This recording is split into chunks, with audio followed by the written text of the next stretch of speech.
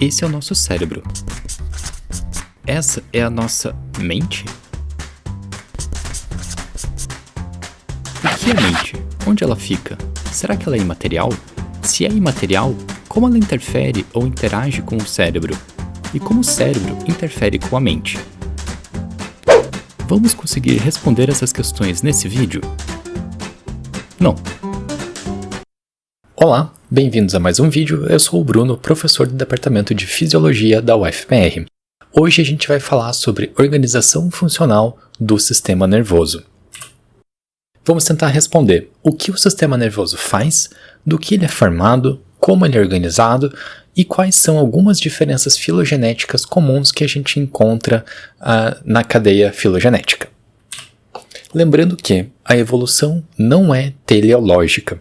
Algumas vezes dá a ideia desse sentido linear de complexificação do sistema nervoso, como se houvesse um propósito, um destino final em como deveria ser um cérebro.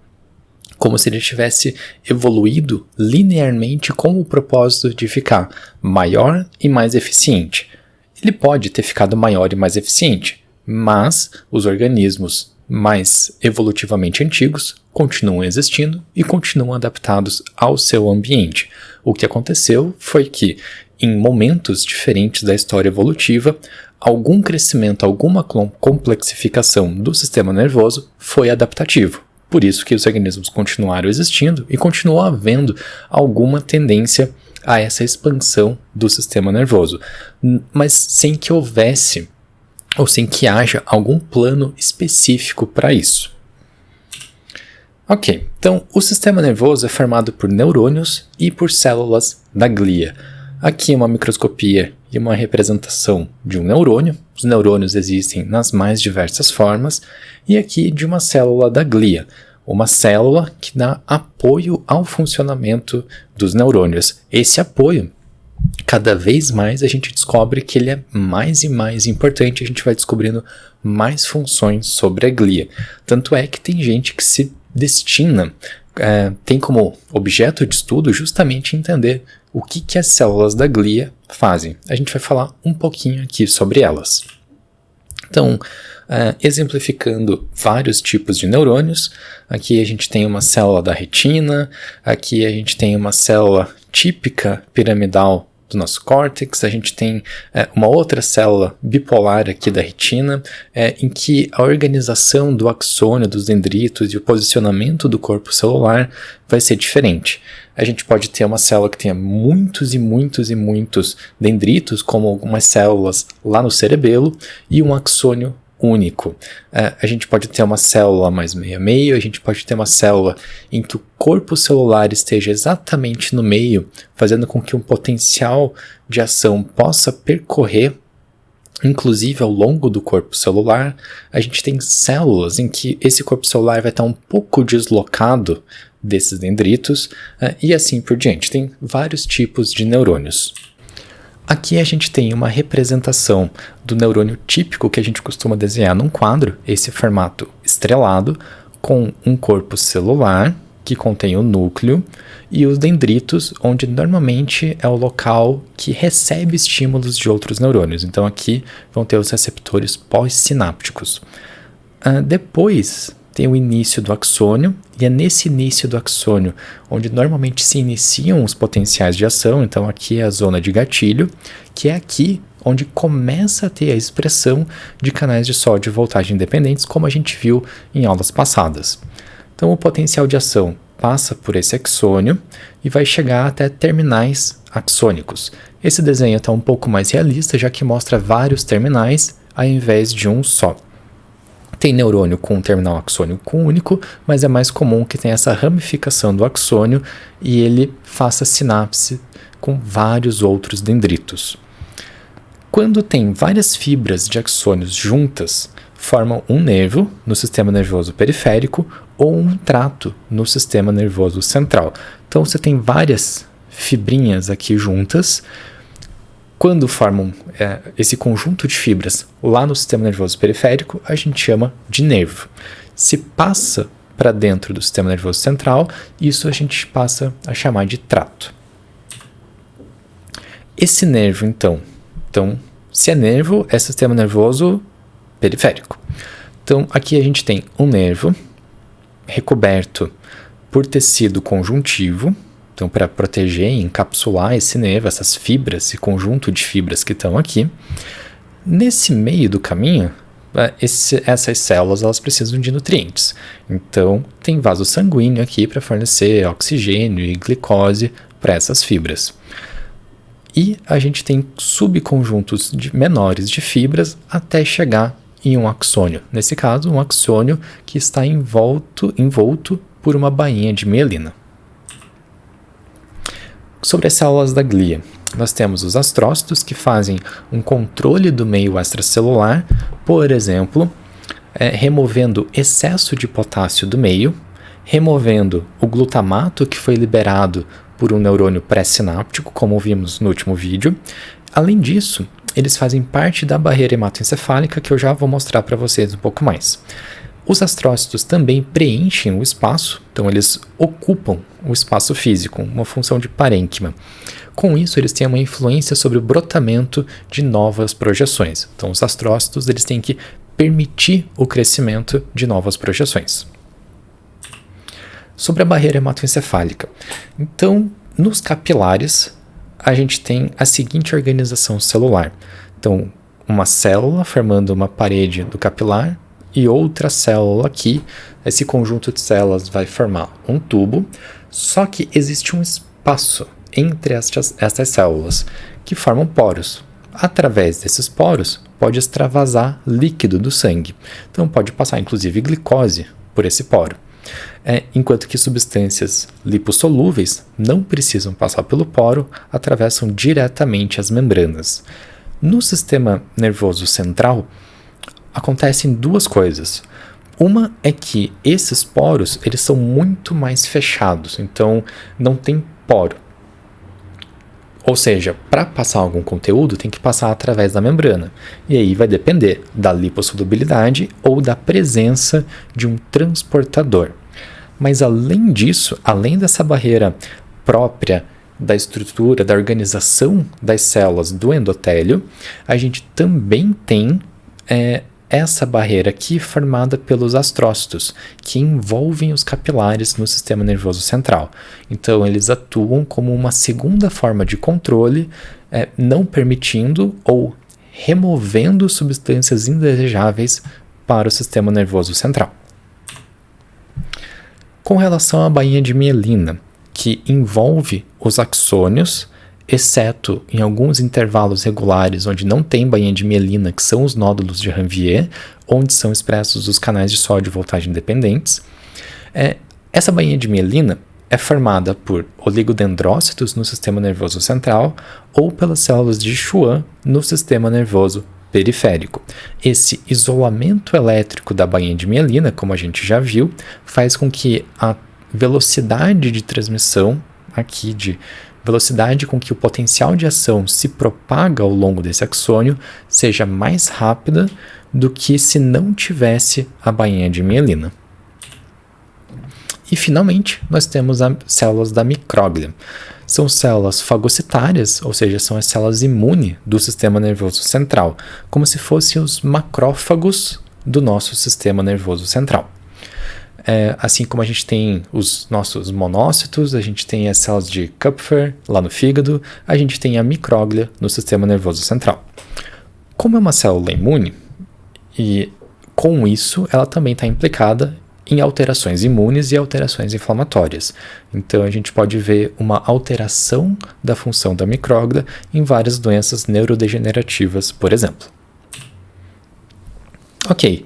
Mas isso é um pouco da estrutura, neurônio, células da glia, as diferentes células da glia, diferentes formas de um neurônio, as partes de um neurônio, corpo celular, axônio, dendrito.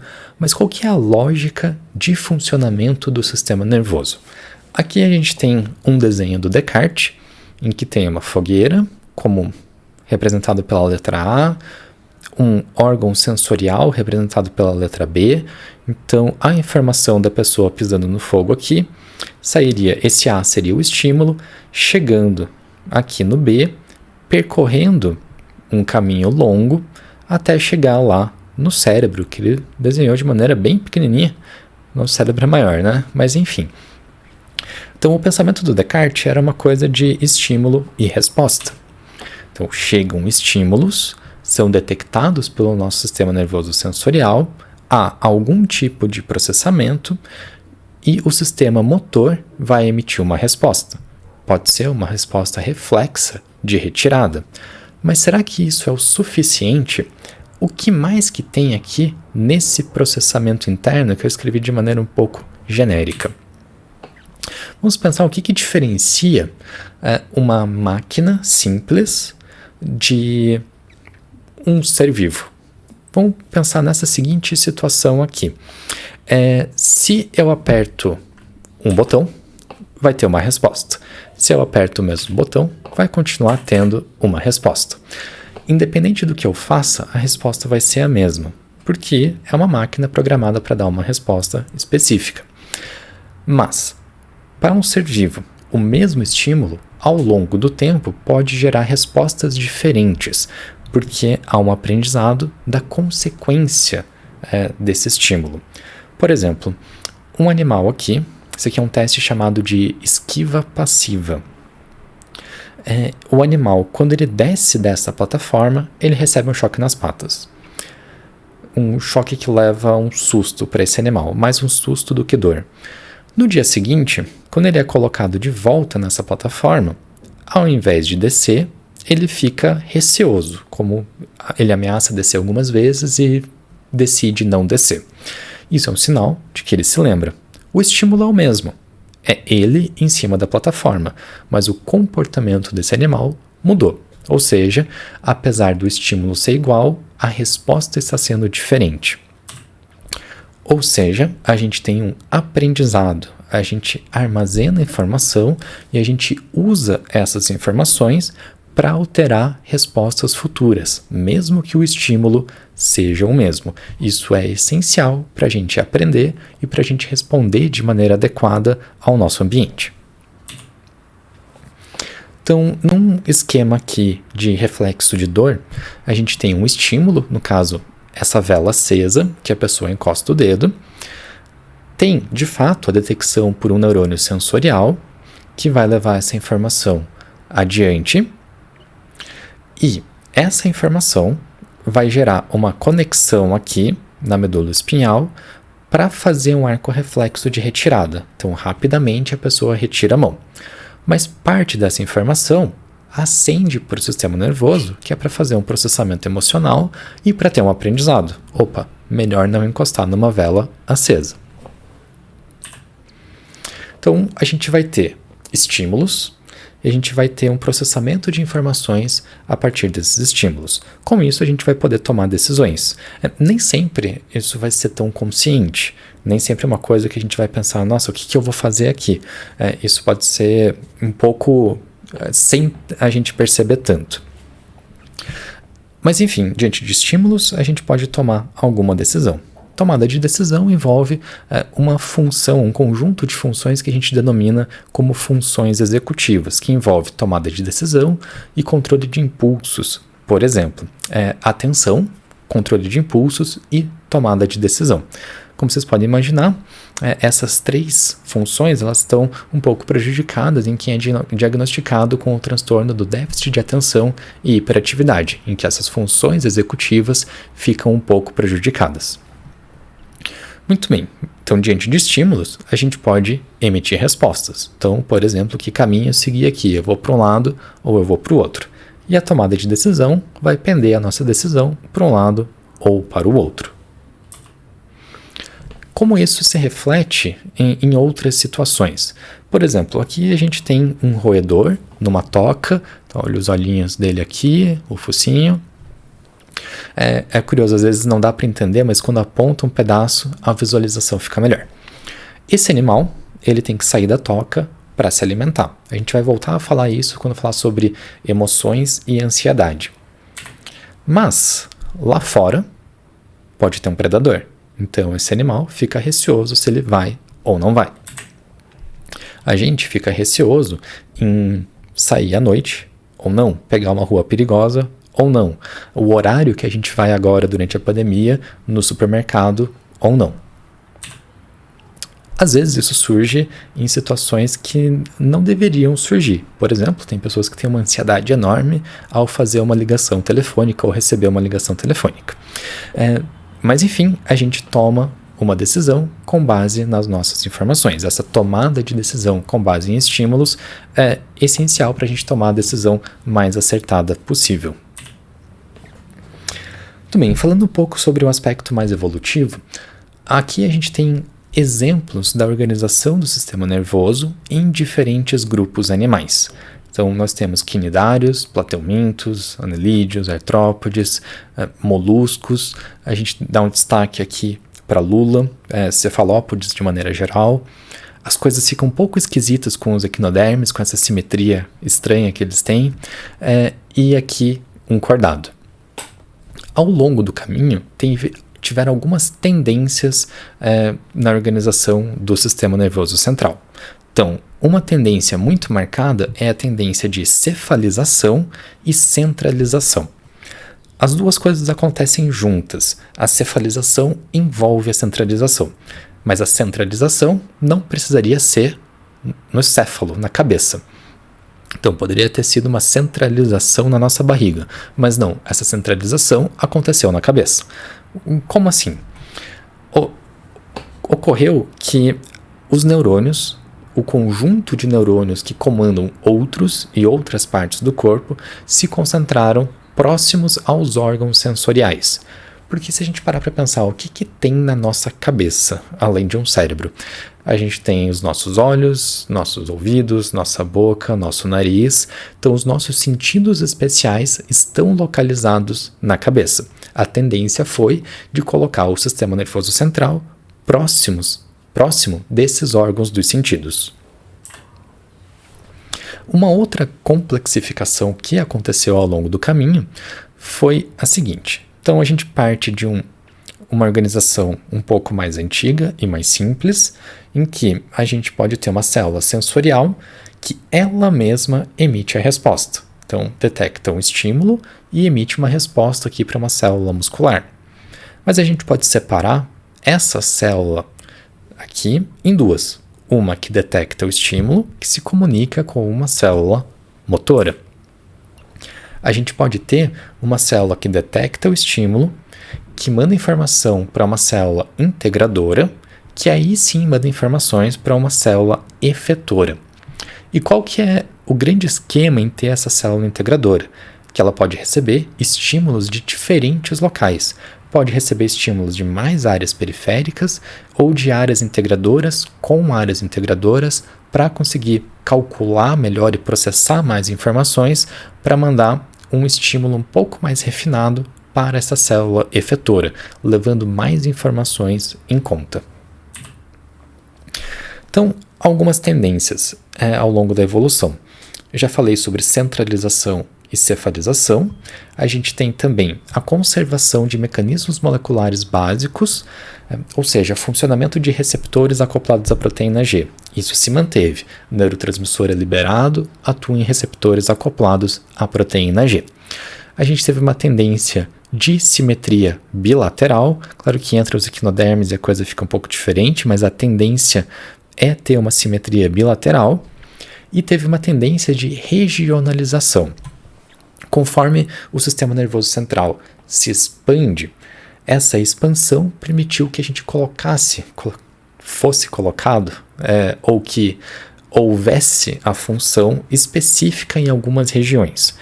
Quão específica? A gente vai tentar tocar nesse assunto, mas, de maneira resumida, o maior tamanho do sistema nervoso permitiu um certo localizacionismo de funções. Ou seja, uma área é mais motora, uma área é mais central, uma área é mais sensorial, uma área mais sensorial para a gente detectar estímulos químicos, como o olfato, uma área mais sensorial para a gente sentir o toque, uma área é para a visão, outra área para a gente tomar decisões. Claro que quando a gente vai estudar a fundo, a gente vê que várias coisas se misturam, mas existe um certo localizacionismo de funções. Aqui é de onde vem o sistema nervoso de um vertebrado. Então, ele vem através de invaginações e evaginações do tubo neural. Então, ele começa como um tecido que se invagina e forma um tubo. A gente vê resquícios desse tubo nos ventrículos e no arqueduto. A gente vai falar um pouquinho mais sobre anatomia mais para frente.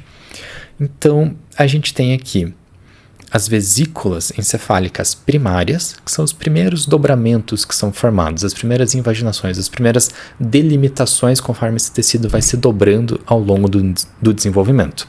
Então a gente tem um prosencéfalo, um mesencéfalo, um rombencéfalo e a medula espinhal. Espinhal ou espinal, tanto faz, tá? Esse prosencéfalo aqui, ele vai se tornar o telencéfalo e o diencéfalo, que vai dar origem ao córtex cerebral, ao tálamo e ao hipotálamo. O mesencéfalo se mantém como mesencéfalo, essa é a estrutura que a gente chama ainda no adulto. O metencéfalo, a partir do rombencéfalo, vai formar o cerebelo e a ponte. O mielencéfalo vai formar o bulbo e a medula espinhal continua como medula espinhal. Conforme a gente faz um corte, a gente vê aquele resquício do tubo. Então aqui numa etapa mais anterior de desenvolvimento, aqui mais para frente. Então o interior do tubo neural vira os ventrículos, que a gente consegue ver lá no prosencéfalo, nos nossos hemisférios cerebrais, vira o arqueduto no mesencéfalo e o canal espinhal na medula espinhal. Então é a parte oca do tubo. Como a gente pode ver em várias áreas cerebrais, ele fica extremamente pequenininho. Então aqui é um corte do hemisfério cerebral, em que a gente vê aqui os hemisférios, aqui está o diencéfalo, os nossos hemisférios cerebrais propriamente dito fazem parte do telencéfalo, e aqui esse buracão é o ventrículo. Nesse caso a gente está vendo o ventrículo lateral, os ventrículos laterais e o terceiro ventrículo. Conforme a gente olha diferentes grupos animais, a gente vê que a gente tem estruturas iguais, mas que os tamanhos em relação, não só o tamanho absoluto, mas o tamanho proporcional em relação a outras áreas, acaba sendo diferente. Então, por exemplo, mamíferos, principalmente primatas, a gente tem uma quantidade de córtex cerebral muito grande. Outros grupos podem ter proporcionalmente um cerebelo um pouco maior. E isso vai variar conforme o grupo animal. E o tamanho absoluto também muda. Não só o tamanho, mas a cara do nosso córtex. Olhem só o tamanho, por exemplo, não é o córtex, mas olha o tamanho do bulbo olfatório de um rato.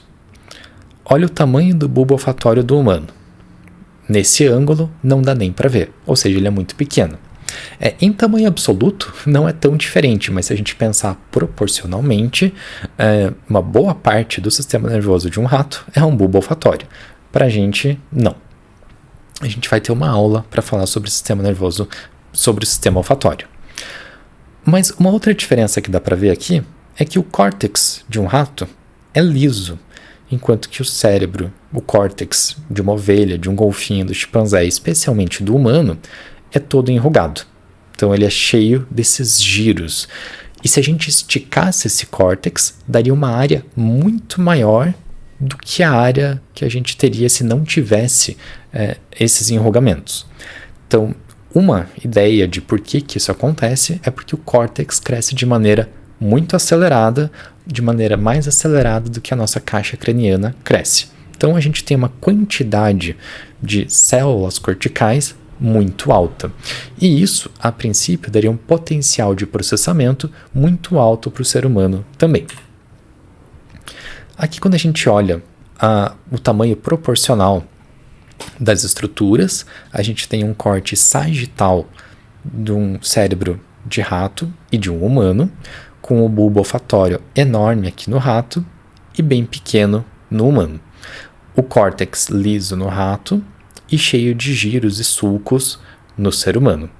No mais, as estruturas são bastante parecidas. Ocorreu, então, um aumento do tamanho absoluto do cérebro, mesmo dentro de primatas, então o cérebro de um macaco, chimpanzé e de um humano, Com isso também tiveram mudanças desproporcionais de subestruturas, ou seja, por exemplo, o telencéfalo em aves e mamíferos. Há um aumento do neocórtex em mamíferos com uma redução proporcional do tronco encefálico.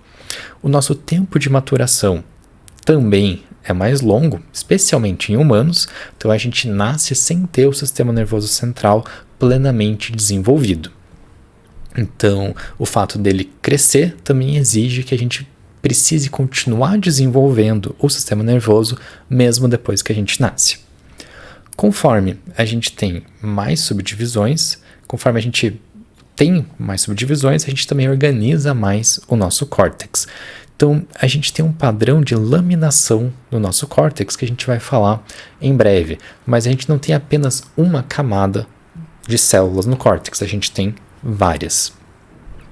E a gente teve também uma mudança no padrão de conectividade, o que permite uma maior modularidade das funções, de novo, dando aquela ideia de localizacionismo. A gente estabelece um padrão de conectividade para delimitar uma área, uma especificidade de função para alguma área.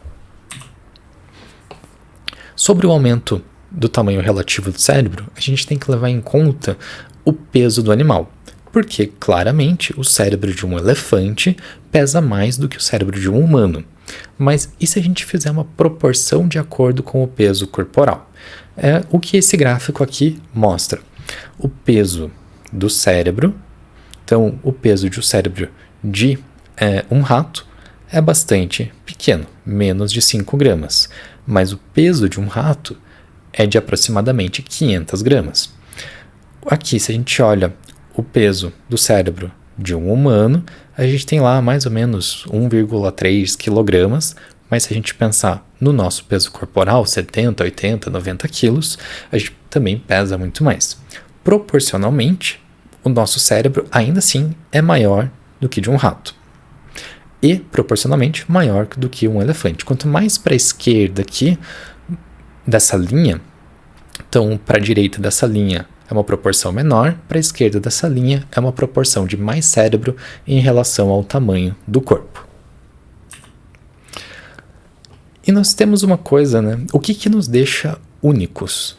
Ou existe algo que nos deixa únicos? Existe uma característica pontual do cérebro humano que nos torna únicos em relação a outros animais?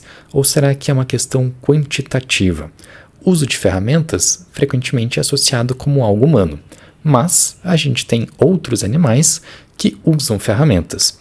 E não só usam ferramentas, como eles podem criar as suas ferramentas. Tem primatas não humanos que conseguem fazer ferramentas rudimentares com pedras, ou seja, não é usar a pedra pronta, eles trabalham essa pedra para ficar do jeito que eles querem. A gente tem corvos, a gente não está nem falando de primatas, a gente está falando de aves, que dobram esses galhos aqui e conseguem usar isso para a realização de tarefas, como fisgar aqui essa recompensa. Ou fazer coisas que são aprendidas, a gente não necessariamente vê eles fazendo algo equivalente na natureza, mas colocando essas pecinhas para aumentar o nível da água, para aí sim alcançar a recompensa. Ou se coçar.